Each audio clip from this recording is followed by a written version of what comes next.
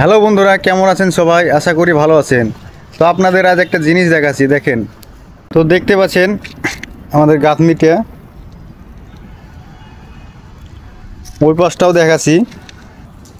দেখেন, এই পাশটাও দেখেন, গাঁথনির ফিনিশিংটা কত সুন্দর হয়েছে সেটা দেখেন।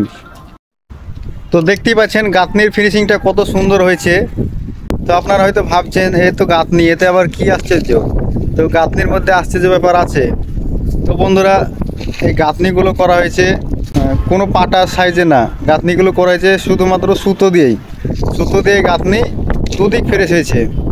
তো সেটা কি করে হয়েছে সেটা দেখাচ্ছি, চলো দেখে নাও। তো চলেন আপনাদেরকে দেখাই গাঁথনিটি দুদিক ফেরেস হওয়ার কারণ। এই যে আমরা 3টে ইট নিয়ে চলে এসেছি, ইটগুলোকে দেখবো চেক করে তো গাঁথনিগুলো কেন ফেরেস হচ্ছে। আমাদের দিককার যে ইট হয় সাধারণত ইটগুলো হয় 5 ইঞ্চি বা 10 ইঞ্চি, কিন্তু এদিককার ইটগুলো দেখতে পাচ্ছেন, এদিককার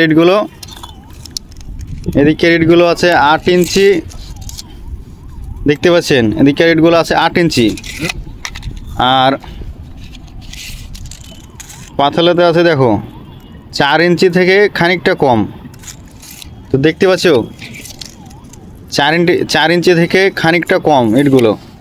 তো সাধারণত আমাদের দিকে যে ইটগুলো থাকে সেসব ইটগুলো 5 ইঞ্চি বা 10 ইঞ্চি থাকে। ওই জন্য গাঁথনি করার সময় যখন আমরা গাঁথনির পেটি দিই, পেটি মারার পর যখন গাঁথনিগুলো এরকম করে দিই, তখন আমাদের গাঁথনিগুলো কিন্তু সেম হয়।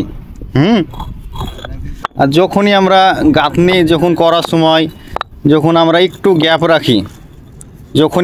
গ্যাপ রাখি মশলা ভরার জন্য, তখনই যখন গাঁথনিটা করি তখনই আমাদের ইটটা এদিকটাও বেড়ে যায় এদিকটাও বেড়ে যায়।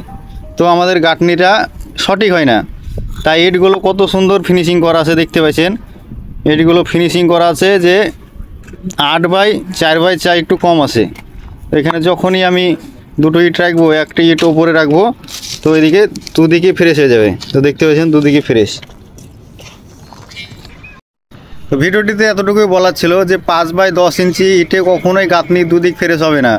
গাঁথনি যদি দুদিক ফ্রেশ করতে হয় তাহলে 10/4.5 বা 10/5 mm, যাতে একটু করে ইট কম হয় সেরকম ইট নিলে পরে একমাত্র গাঁথনি দুদিকে ফ্রেশ হবে। তাছাড়া দুদিক গাঁথনি ফ্রেশ কখনোই হবে না।